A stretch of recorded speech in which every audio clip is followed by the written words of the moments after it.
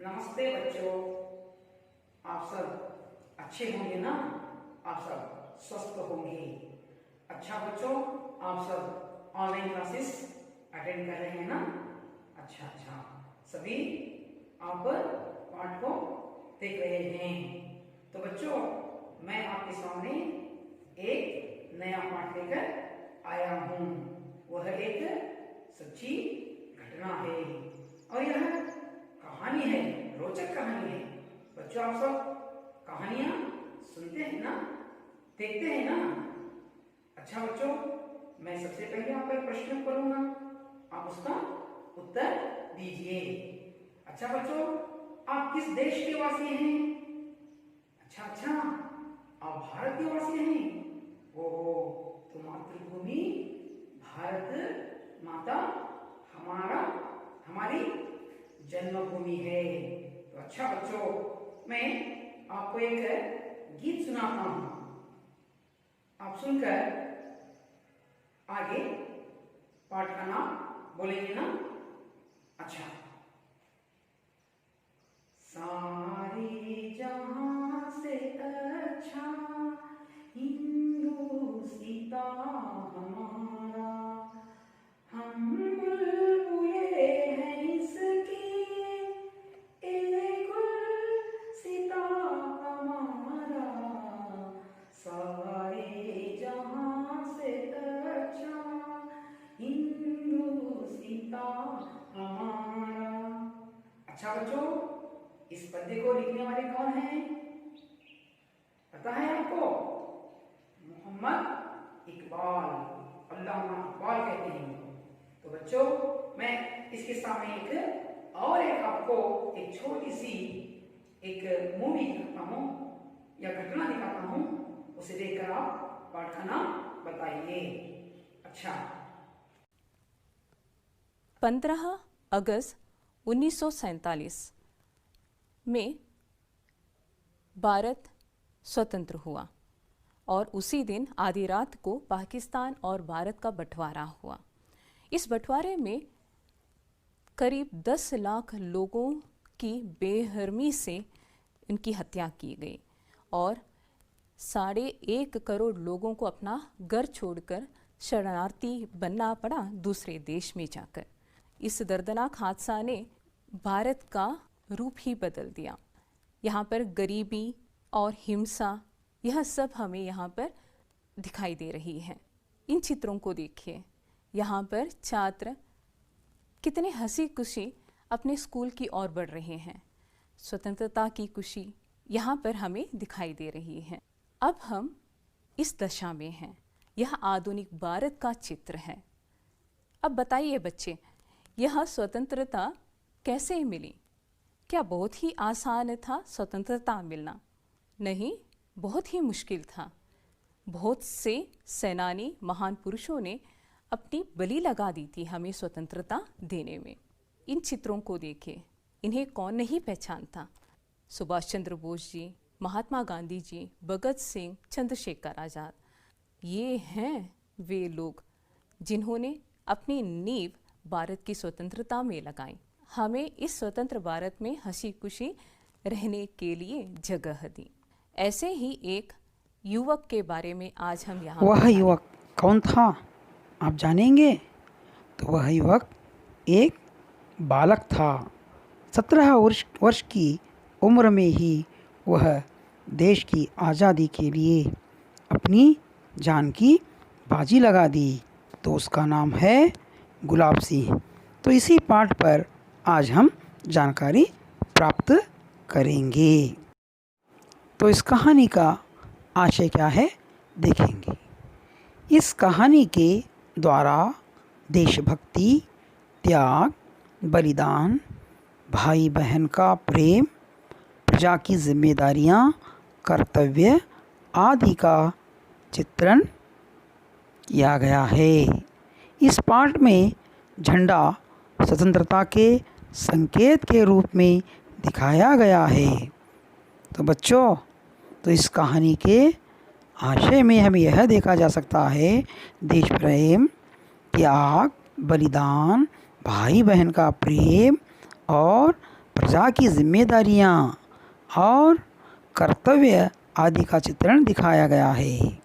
तो इस पाठ का संकेत यह है झंडा, जो स्वतंत्रता का संकेत है।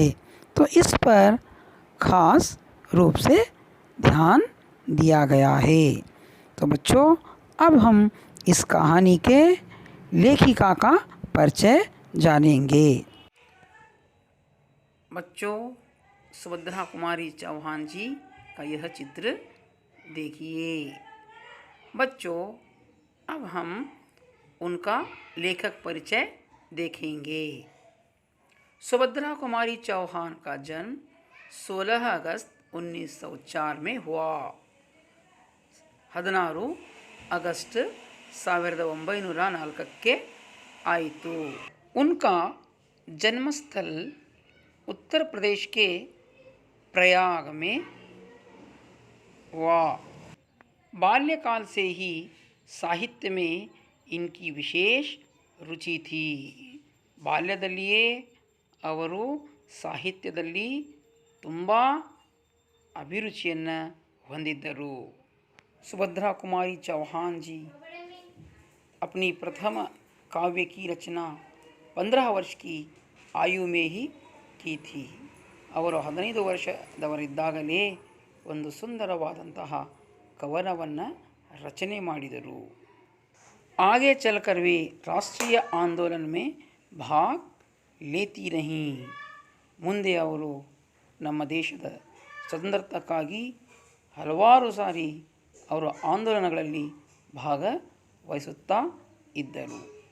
साहित्य और राजनीति जीवन में समान रूप से भाग लेकर जीवन के अंत तक देश की सेवा करती रहीं।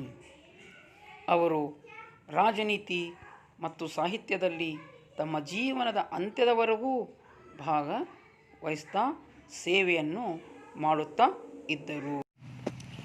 आगे देखिए, सुभद्रा कुमारी की रचनाओं में देश प्रेम, भारतीय इतिहास तथा संस्कृति की छाप देख सकते हैं। तो बच्चों, इनकी रचनाओं में देश प्रेम कूट कूट कर भरा हुआ है। और आगे देखिए, झांसी की रानी इनकी प्रसिद्ध कविता है। तो बच्चों, इनकी प्रसिद्ध कविता कौन सी है? झांसी की रानी। इनकी कविताओं के संकलन त्रिधारा और मुकुल नाम से प्रकाशित हुए हैं। तो बच्चों, इनकी कविताओं के संकलन क्या हैं? त्रिधारा और मुकुल। ये दोनों इनके नाम से प्रकाशित हुए हैं। बच्चों, सुभद्रा कुमारी चौहान की कहानियाँ सरल शैली, मधुरतम भावनाओं, आदर्श और यथार्थ के मर्म स्पर्शीय संघर्षों पर आधारित हैं। तो बच्चों, इनकी कहानियाँ सरल शैली में लिखी हुई हैं और मधुर भावनाओं से भरी हुई हैं। उनकी कहानियों में आदर्शवाद जैसा है तैसा ही लिखा गया है और मन को मर्म स्पर्शीय संघर्षों पर आधारित हैं। आपकी कहानियों पर हिंदी साहित्य सम्मेलन की ओर से 2 बार शेक्सपियर पुरस्कार मिला था। आपकी कहानियों के संग्रहों के नाम हैं बिखरे मोती तथा उन्मादिनी। तो बच्चों, अब सुभद्रा कुमारी चौहान को कौन कौन से पुरस्कार मिले हैं देखेंगे। सुभद्रा कुमारी चौहान जी को कौन कौन से पुरस्कार मिले थे देखो बच्चों। पद्म भूषण पुरस्कार, ज्ञानपीठ पुरस्कार, सोवियत लैंड नेहरू पुरस्कार तथा साहित्य अकादमी पुरस्कार मिले थे। तो बच्चों, सुभद्रा कुमारी चौहान जी का लेखक परिचय आपने जान लिया ना? अच्छा, तो अब हम पाठ के आगे भाग की ओर बढ़ेंगे। अपने पाठ्य पुस्तक में पाठ 2 गुलाब सिंह 9वां पृष्ठ निकालिए। मैं पाठ पढ़ते जाऊंगा, आप ध्यान से सुनिए। दिन और तारीख की ज़रूरत नहीं, जब हम अमर अंत की कहानी कहने वाले हैं तब एक दिन और एक तारीख को पकड़कर क्यों चलें। उसके घर में पिता थे, माँ थी और एक गुड़िया सी बहन थी। गुलाब सिंह सारे घर का दुलारा था। एक दिन की बात है, वह बीमार पड़ा। माँ ने उसका खाना बिल्कुल बंद कर दिया था, पर उसका बार बार कुछ खाने को मांगना छोटी बहन से न सहा गया। वह चुपके से गुड़ और चने चुरा लाई और खिला दिए अपने भैया को। उसके बाद भैया का बुखार बढ़ गया, पर वह तो खिला ही चुकी थी। उसके भाई के संतोष के लिए वह माँ बाप का गुस्सा भी सहने को तैयार थी, पर भाई ने गुड़ चने की बात किसी को न बताई। धीरे धीरे रोग उतर गया, पर भाई के मन पर बहन के प्रेम की छाप पड़ गई। ऐसी एक नहीं अनेक बातें बहन की, माँ की, पिता की उसके मन पर छपी थीं। वह कभी उनसे लड़ता झगड़ता भी, पर आँखों के आंसू और मन के रंग उसके मन पर छपी इन तस्वीरों को धो ना सके। अच्छा बच्चों, अब हम इस पाठ के शब्दार्थ देखेंगे।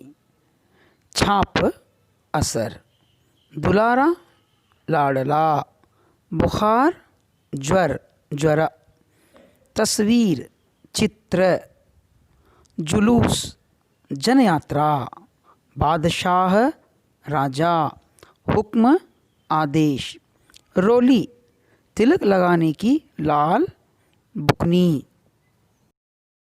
अच्छा बच्चों, अब हम इस पाठ के विवरण को देखते जाएंगे। दिन और तारीख की जरूरत नहीं, जब हम अमर अंत की कहानी कहने वाले हैं तब एक दिन और एक तारीख को पकड़कर क्यों चलें। तो बच्चों, हमें एक दिन और तारीख को क्यों देखेंगे, क्योंकि ऐसे तो अमर कहानियां, बहुत से अमर अंत की कहानियां पड़े हुए हैं। उसके घर में पिता थे, माँ थी और एक गुड़िया सी बहन थी। गुलाब सिंह सारे घर का दुलारा था। तो गुलाब सिंह के घर में उसकी क्या थी, एक बहन थी, गुड़िया जैसी बहन, और उसके पिता थे और उसके माँ थी, उसकी माँ थी। तो उनके पिता और माँ और उनकी छोटी सी प्यारी गुड़िया सी बहन है, उनके घर में ये चारों मिलकर रहते थे। एक दिन की बात है, वह बीमार पड़ा। माँ ने उसका खाना बिल्कुल बंद कर दिया था, पर उसका बार बार कुछ खाने को मांगना छोटी बहन से न सहा गया। वह चुपके से गुड़ और चने चुरा लाई और खिला दिए अपने भैया को। तो बच्चों, यहाँ पर एक दिन गुलाब सिंह को बुखार आ गई। बुखार बड़े ज्वर फीवर, ಜ್ವರ ಬಂತು ಅವನಿಗೆ। ಆದರೆ ಅವನ ಮನಸ್ಸೇನಾಯಿತು, ಬೆಲ್ಲ ಮತ್ತು ಕಡಲೆ ತಿನ್ನಬೇಕಂತ ಅವನ ಮನಸ್ಸಾಯಿತು। ಅವಾಗ ಅವರ ಸಹೋದರಿ ಏನು ಮಾಡಿದ್ದು, ಅಣ್ಣನ ಈ ಒಂದು ಹಸಿವನ್ನು ತಾಳಲಾಗದೆ ಅವನು ಬರುವುದನ್ನು ನೋಡಿ ಏನು ಮಾಡಿದ್ದು, ಅವನಿಗೆ ಬೆಲ್ಲ ಮತ್ತು ಕಡಲೆ ತಂದು ಕೊಟ್ಟು। उसके बाद भैया का बुखार बढ़ गया, पर वह तो खिला ही चुकी थी। ಆದರೆ ಏನಾಯಿತು, ಅವರ ಅಣ್ಣನಿಗೆ ಜ್ವರ ಹೆಚ್ಚಿಗೆ ಆಗಿಬಿಡ್ತು। अपने भाई को संतोष के लिए वह माँ बाप का गुस्सा भी सहने को तैयार थी। तो बच्चों, वो अपने भाई के लिए अपने माँ बाप का क्या है, गुस्सा भी सहने को तैयार थी। तो वह अपने माँ के या पिता के गुस्से को भी सहने के लिए तैयार थी अपने भाई के लिए। पर भाई ने गुड़ चने की बात किसी को न बताई। धीरे धीरे रो उतर गया, पर भाई के मन पर बहन के प्रेम की छाप पड़ गई। तो बच्चों आगे क्या हुआ, भाई का बुखार धीरे धीरे क्या हो गया, उतर गया, लेकिन भाई के मन पर अपने बहन की छाप पड़ गई। लेकिन बहन ने बुखार के समय भी उसे गुड़ चने खिला दी थी, क्योंकि माँ का कहना था कि उसे कुछ न खिलाएं।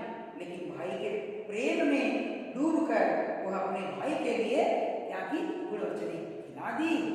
फिर भी वह बुखार चढ़ गया। ऐसी बात भाई ने अपनी माँ से कभी नहीं कहा। ऐसा एक नहीं अनेक बातें बहन की, माँ की, पिता की उसके मन पर छपी थी।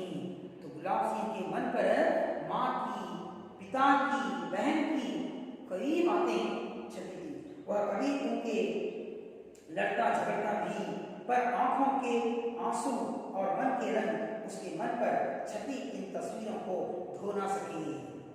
तो बच्चों यहाँ पर क्या है, आंखों के आंसू इवेल्ल ದೃಶ್ಯಗಳು ಅವನ ಕಣ್ಣಿನ ಮುಂದಿದ್ದು, ಆದರೆ ತನ್ನ ಮನಸ್ಸಲ್ಲಿರ್ತಕ್ಕಂಥ ಭಾವನೆಗಳನ್ನ ಅವನು ಏನ್ ಮಾಡಿದ, ಅದನ್ನು ಮುಚ್ಚಿಟ್ಟ. तो आंखों के आंसू और मन के रंग उसके मन पर छपी इस तस्वीरों को धो न सकी.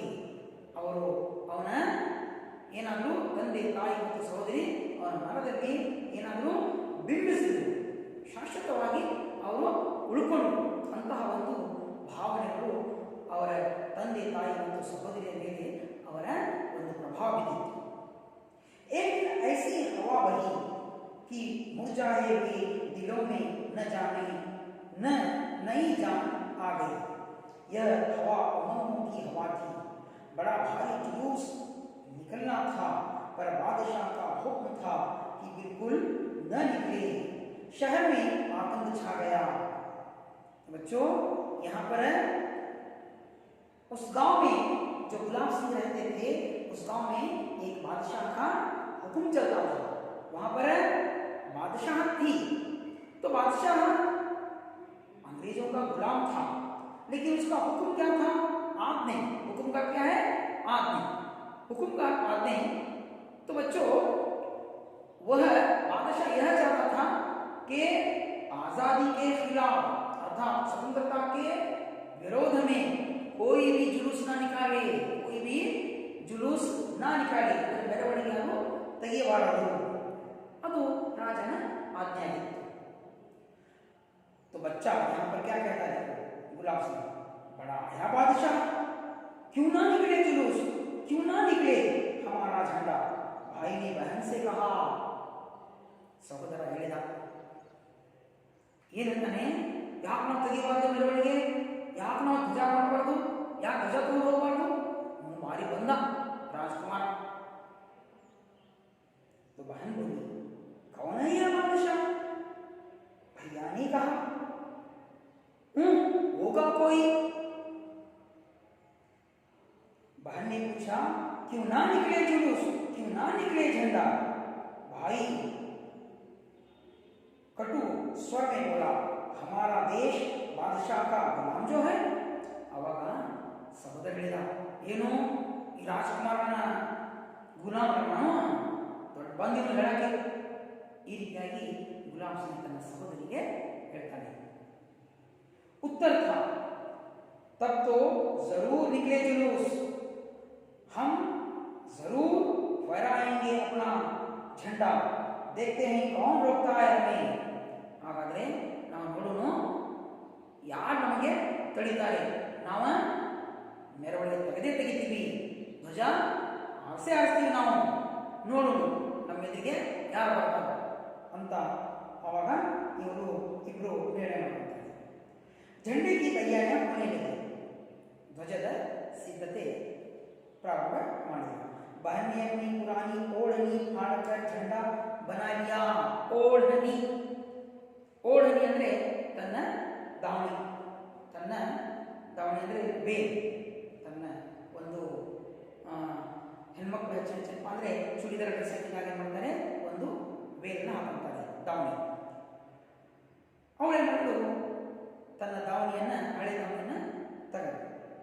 अपनी पुरानी ओढ़नी, पुरानी ಅಂದ್ರೆ ಹಳೆ ओढ़नी फाड़कर झंडा बना लिया, लाल हरा रंग भी चढ़ गया। ಏನಾಯ್ತು, ಆ ಒಂದು ವೇಲಲ್ಲಿ ಒಂದು ಹಳೆಯ ವೇಲನ್ನ ತೆಗೆದು ಅದರಾಗ ಏನು ಮಾಡಿದ್ದು, ಹಸಿರು ಬಣ್ಣ ಮತ್ತು ನಮ್ಮ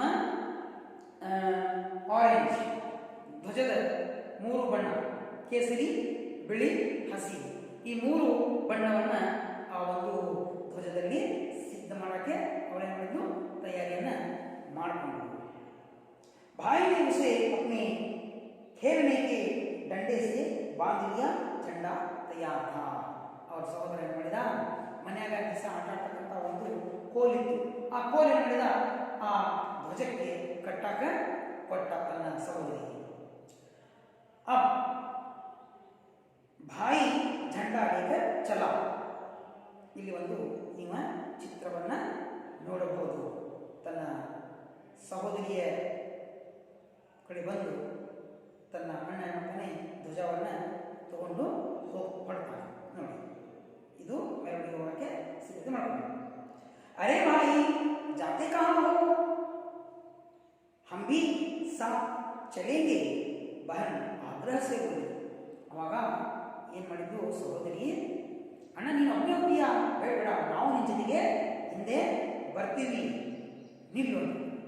आवाज पर बहन बड़ी दूर जाना है, तुम थक जाओगी। थकना, थकना ಅಂದ್ರೆ ಆಯಾಸ ಪಡೋದು, थक जाओगी। नहीं भैया, सहोदरी ಹೇಳ್ತಾಳೆ, ಮತ್ತೆ ಹೇಳ್ತಾಳೆ, नहीं बहन नहीं, जुलूस कौन बनाएगा, तुम झंडा उठाना, हम जुलूस बनाकर चलेंगे पीछे पीछे। बहन ने कहा, तुम झंडा लेकर आगे चलो, हम आपके पीछे पीछे आपके साथ जुलूस बनाकर चलेंगे। इस प्रकार बहन ने अपने भाई से कहा। नहीं रानी, तुम जुलूस नहीं निकलोगी, तुम एक काम करो, हमें रोली का तिलक लगाकर विदा करो। तो बच्चों ये देखो, रोली का यह बर्तन है, इसके अंदर एक दिया होता है और कुछ चावल होते हैं, और यह हल्दी के रंग में मिलाकर, या उसे हमारे जो बहुत से भारतीय संस्कृति के प्रकार कुमकुम और हल्दी, ये दोनों भी उस रोली में रखा जाता है। वह तिलक जो बादशाह जब जंग के लिए जाते हैं तो उनके माथे पर यह लगाकर जयशाली हो कह के आशीर्वाद देकर माएँ या बहनें अपने पिता को या भाई को उस युद्ध में भेजते हैं। तो ऐसा ये हमारे देश में संप्रदाय चला आ रहा है। तो राजकुमारी अपने भाई राजकुमार को विदा करती है, तो तिलक लगाकर अपनी बहन अपने भाई को विदा करती है। बहन ने खुशी की किलकारी के साथ ताली बजाई। तो बहन क्या की, अपने भाई के लिए जब जा रहा था तो इस काम के लिए तो उन्होंने ताली बजाकर उसे विदा करती है।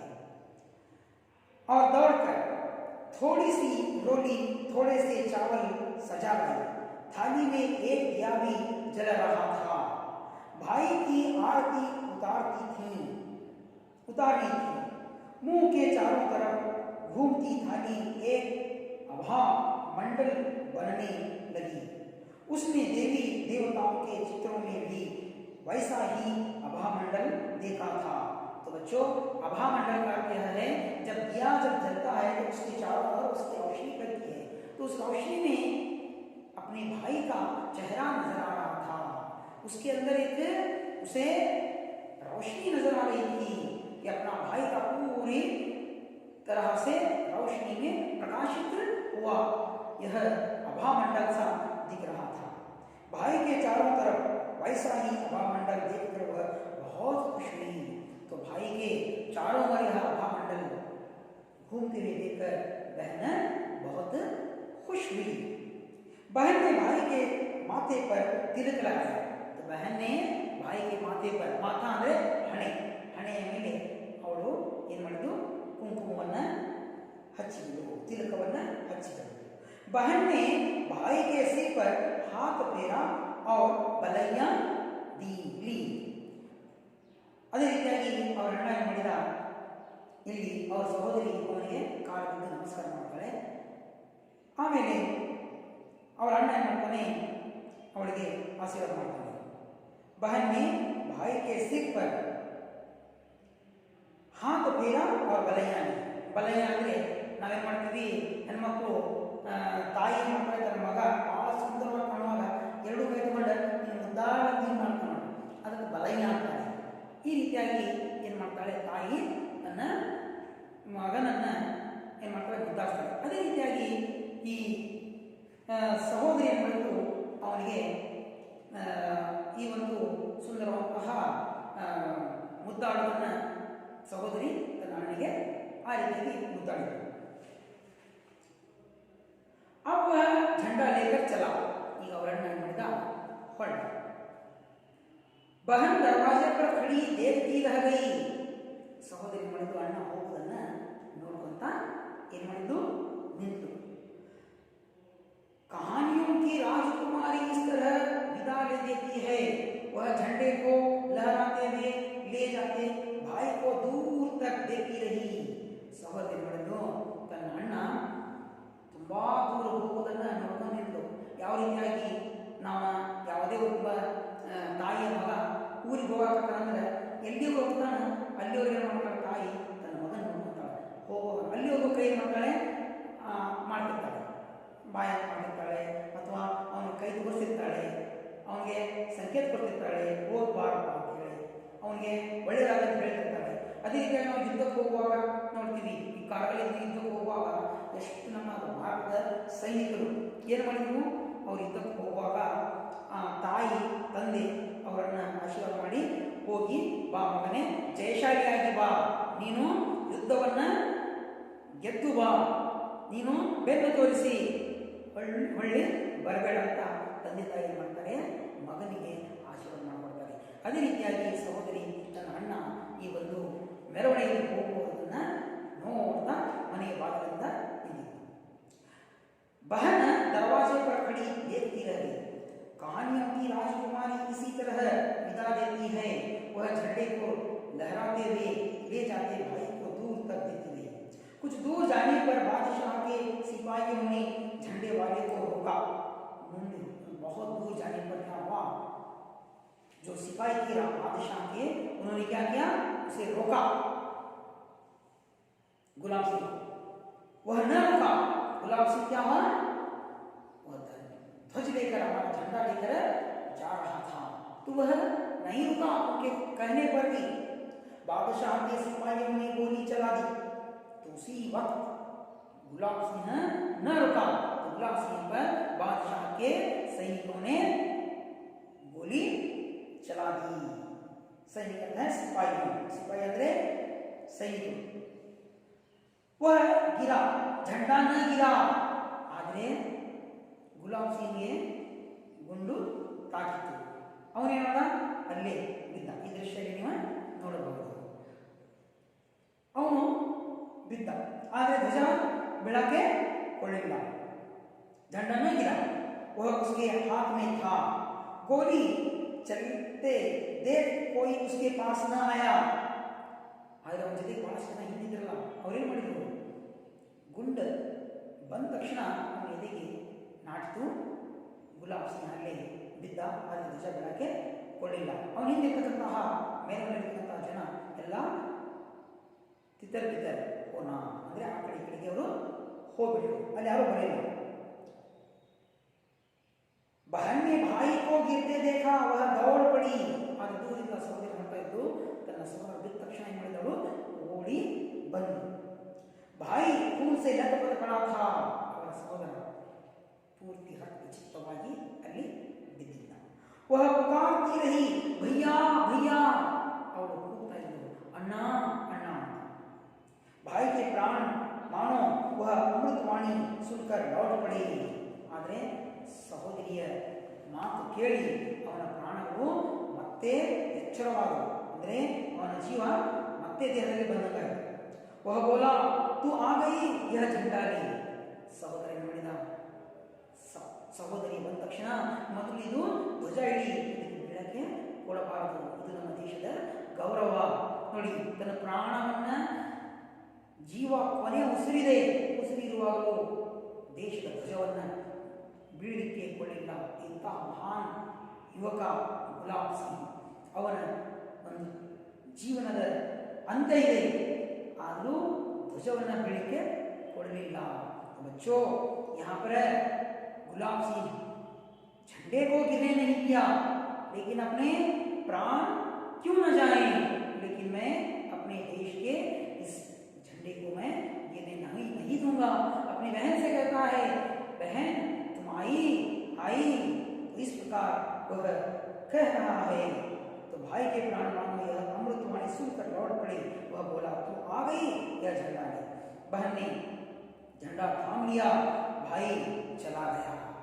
तो यहाँ पर भाई के अंतिम हो गए, अर्थात उसका भाई अपने प्राण को इस देश के लिए त्याग किया, बलिदान किया, यह अमर हो गया.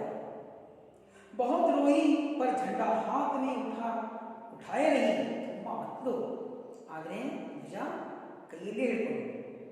बादशाह के सिपाही मानो गढ़ जीत कर चले गए, ಆದರೆ ಆ ರಾಜಕುಮಾರನ ಸೈನಿಕರು ಒಂದು ದೊಡ್ಡ ಯುದ್ಧನೇ ಗೆದ್ದು ಹೋದಂಗೆ ಹೋದರು. लोग भागे आए. तो उसी समय जितने भी लोग तितर बितर हुए थे ना, वो सारे लोग वहां पर आए. उन्होंने भाई की देह को उठाई. तो उन्होंने सभी मिलकर क्या किए, उसके भाई के देह को अपने कंधों पर उठा लिया. आगे आगे झंडा लिए बहन चलने लगी.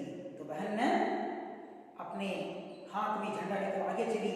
यह जुलूस निकला, पूरे साथी उसके भाई के देह को लेकर जुलूस में निकले. बादशाह का हुक्म था, जुलूस नहीं निकलेगा. बच्चों, यहाँ पर क्या पता चल रहा है हमें? बादशाह का हुक्म था, झंडा नहीं निकलेगा.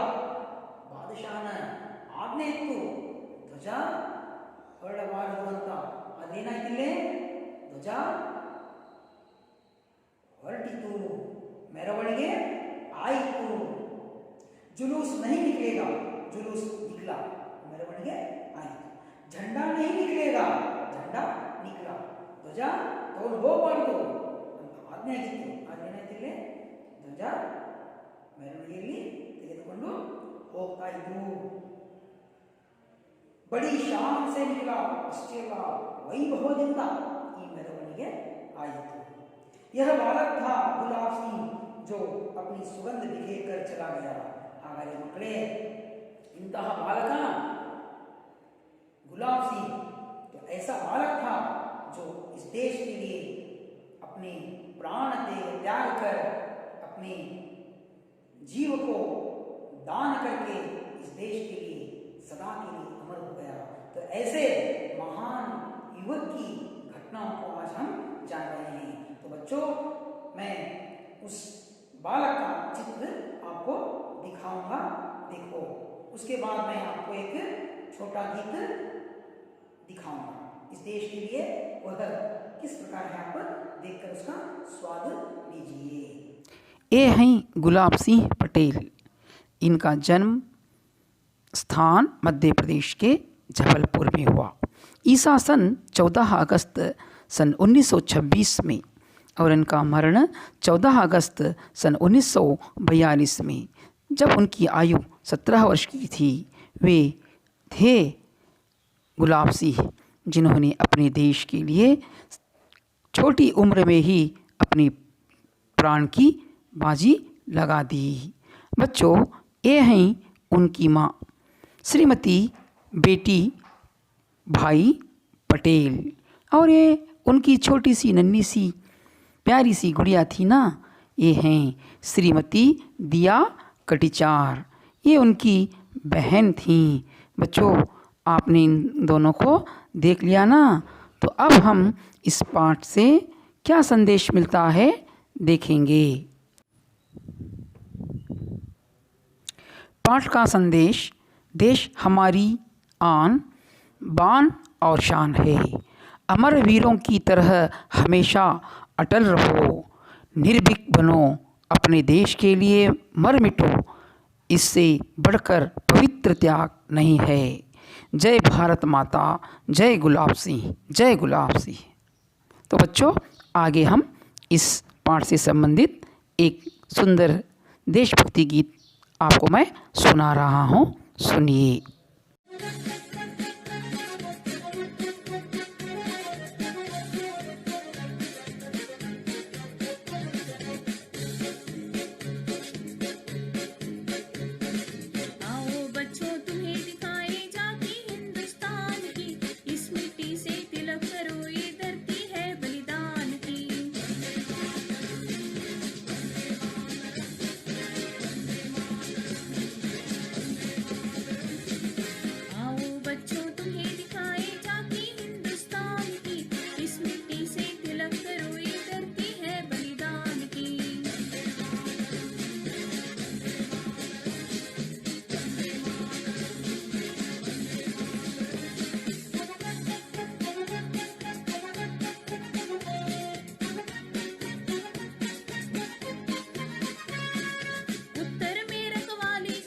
पर्वतराज विराट है, दक्षिण में चरणों को दूता सागर का सम्राट है।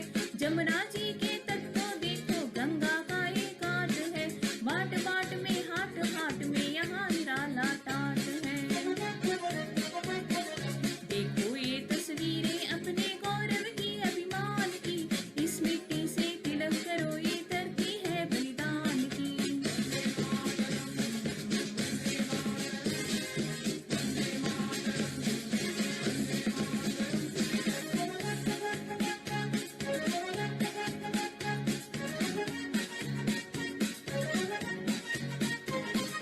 जलियांवाला बाग ये देखो, यही चली थी गोलियां, ये मत पूछो किसने खेली यहाँ खून की होलियां।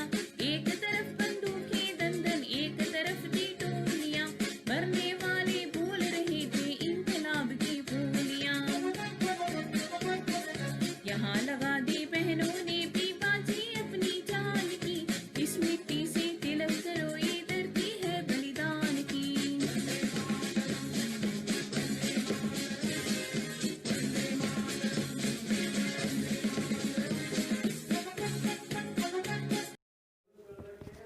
बच्चों, आपने गीत सुना ना, तो यह बताओ यह कहाँ का दृश्य है?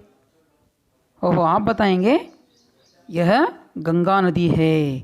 हाँ, तो ये बच्चों, यह हमारे देश की बड़ी महान गंगा नदी है। तो देखो बच्चों, यह दृश्य कहाँ का है? अच्छा, यह जलियांवाला बाग है।